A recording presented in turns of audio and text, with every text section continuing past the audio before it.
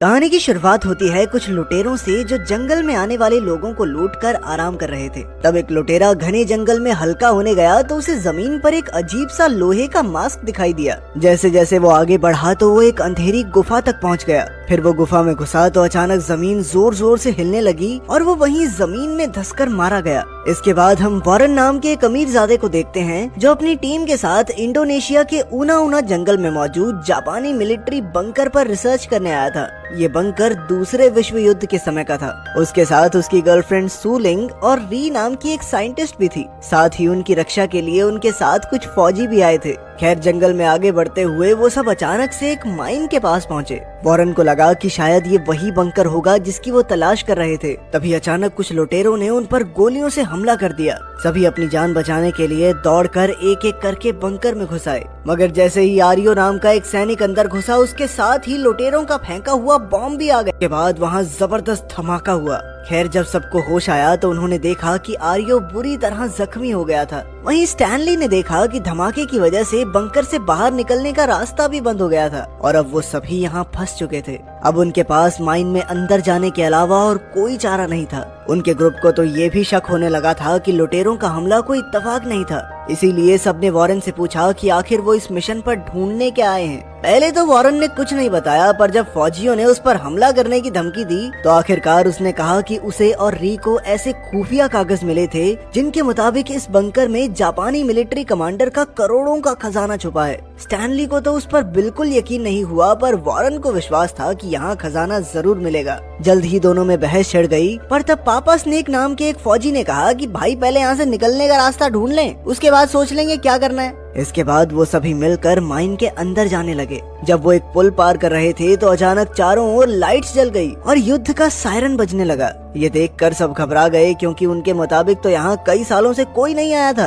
तब स्टैनली ने कहा कि हो सकता है इसका मतलब ये हो कि यहाँ से निकलने का और रास्ता भी है। इसके बाद वो आगे बढ़े और एक कमरे में पहुँचे जहाँ कई बॉटल्स, हैजमेट सूट्स और डरावनी तस्वीरें मौजूद थी। जब वॉरेन और री ने यहाँ छानबीन की तो उन्हें दीवार पर एक नक्शा मिला। इसी दौरान हम देखते हैं कि पापा स्नेक के पीछे कोई गैस मास्क पहनकर खड़ा था, पर जैसे ही स्नेक मुड़ा तो वो गायब हो गया। इधर नक्शे पर लिखा था कि ये बंकर 25वीं एरिया आर्मी का है। इससे वॉरेन को यकीन हो गया कि ये वही बंकर है जहाँ जापानीज कमांडर ने वो खजाना छुपाया था। तब री ने सबको बताया कि कहा जाता था कि जापानी फौज की यूनिट 731 यहाँ पर दुश्मन फौजियों को बंदी बनाकर उन पर भयंकर एक्सपेरिमेंट्स करती थी। ये सुनकर बाकी सबको बहुत गुस्सा आया क्योंकि वॉरेन उन्हें इस भूतिया सी अजीब सी जगह पे बिना किसी चेतावनी के ले आया था। पर वॉरेन कहने लगा कि वो भी इसके बारे में कुछ नहीं जानता था। इसके बाद फौजियों के कैप्टन प्रावा ने कहा कि कुछ लोगों को आगे बढ़कर यहाँ से बाहर निकलने का रास्ता ढूंढना चाहिए और कुछ को यहाँ जख्मी आरियो के साथ रुकना चाहिए। तब वॉरेन और सूलिंग जबरदस्ती कैप्टन के साथ आगे चले गए क्योंकि वो खजाना ढूंढना चाहते थे।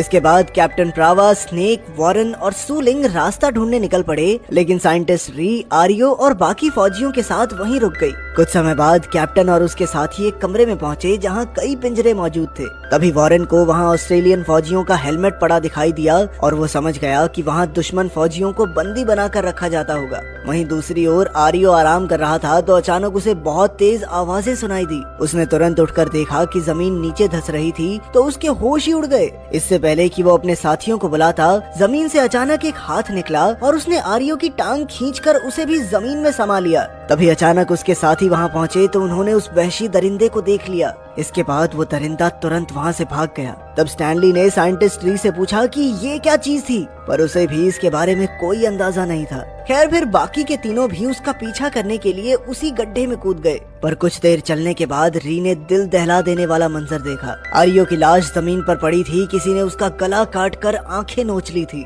तब स्टैनली ने जैसे तैसे री को शांत किया और आगे बढ़ते रहने को कहा, मगर जैसे ही वो आगे बढ़े तो अचानक गैस पहने हुए एक आदमी ने उन पर हमला कर दिया। वहीं दूसरी ओर जोको अपने साथियों को ढूंढ रहा था कि अचानक वो एक चेम्बर में आ घुसा जहां कई इंसानों के कंकाल पड़े थे और जिस लुटेरे को हमने कहानी की शुरुआत में देखा था उसकी लाश भी बेहद दर्दनाक हालत में पड़ी थी। कुछ ही पलों में ऐसे ही दरिंदों ने उसे घेर लिया, पर जोको ने उन पर गोलियां चला दी, मगर उन पर कोई असर नहीं हुआ और वो तो बल्कि बढ़ते ही जा रहे थे। तभी अचानक उनमें से एक ने उसके सर पर हमला करके उसकी राइफल चुरा ली। इसके बाद भी एक के बाद एक वो उस पर हमला करते रहे, लेकिन जोको ने अपनी ताकत से जैसे तैसे दरिंदे को दूर फेंक दिया, लेकिन अब उसे कुछ भी दिखाई नहीं दे रहा था। अब कई सारे दरिंदे चारों ओर से उसकी तरफ बढ़ रहे थे। जोको ने अपनी पिस्टल निकाली और बिना सोचे समझे गोलियां चलाने लगा, पर जल्द ही गोलियां भी खत्म हो गई और उसे एहसास हो गया कि उसका खेल खत्म हो चुका है। वहीं दूसरी ओर कैप्टन प्रावा की टीम एक कमरे में पहुंची जहां उन्हें कुछ मेडिकल नोट्स मिले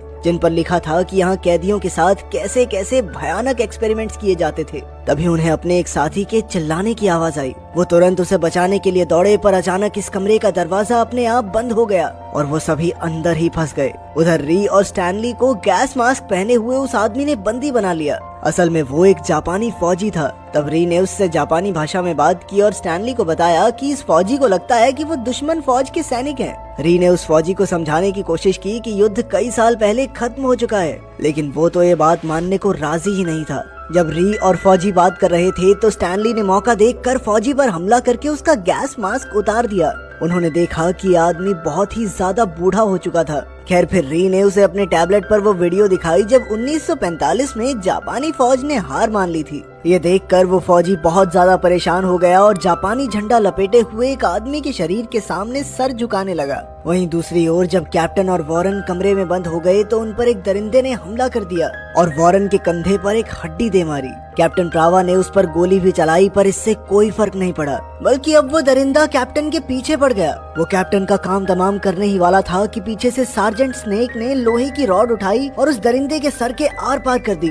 उसके मरने के बाद वॉरेन ने उसके सर पर लिखा नाम देखा और वो समझ गया कि ऑस्ट्रेलिया का फौजी था जिसे बंदी बनाकर रखा गया होगा। वहीं दूसरे कमरे में वो बूढ़ा फौजी स्टैनली और री को अपनी कहानी बता रहा था। उसने कहा कि उसे और उसके दोस्त को कई साल तक इस माइन की रक्षा करने का हुक्म मिला था, पर जब 1945 में जापानी फौज यहाँ से चली गई तो वो दोनों माइन में ही फंसे रह गए। उसने बताया कि उसने तो अपने दोस्त को भी मार डाला क्योंकि वो हार मानकर यहाँ से निकलना चाहता था, और जो भी दरिंदे यहाँ घूम रहे हैं असल में वो दुश्मन फौजी थे जिनके ऊपर बेहद खतरनाक और भयानक एक्सपेरिमेंट्स किए जाते थे, जिस वजह से वो पागल हो गए और आखिरकार वहशी दरिंदों में बदल गए।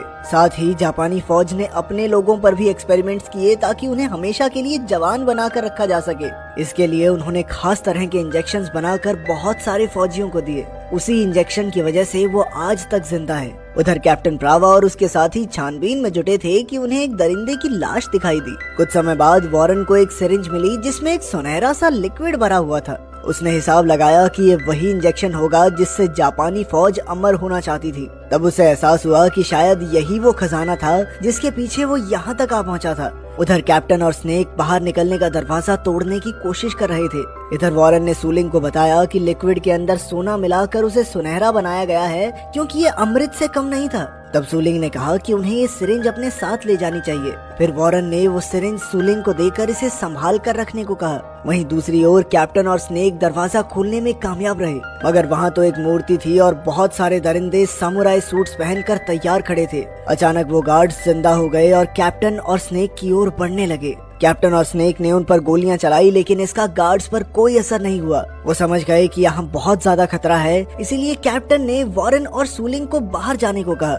मगर इससे पहले कि स्नेक दरवाजा बंद करता, सभी गार्ड्स ने उस पर हमला बोल दिया और वो वहीं मारा गया। इधर कैप्टन, वॉरेन और सूलिंग अपनी जान बचाकर भागे और वहाँ पहुँच गए जहाँ जोको मारा गया था। जब कैप्टन उसकी लाश को ध्यान से देख रहा था तो अचानक वॉरेन पर किसी दरिंदे ने हमला कर दिया। तब कैप्टन ने वहाँ पड़ी एक हड्डी उठाई और दरिंदे पर इतने वार किए कि वो जल्द ही मर गया। इसके बाद वो सब स्यूएज सिस्टम के रास्ते आगे बढ़े और आखिरकार उस कमरे में पहुँच गए जहाँ स्टैनली, री और वो बूढ़ा आदमी मौजूद थे।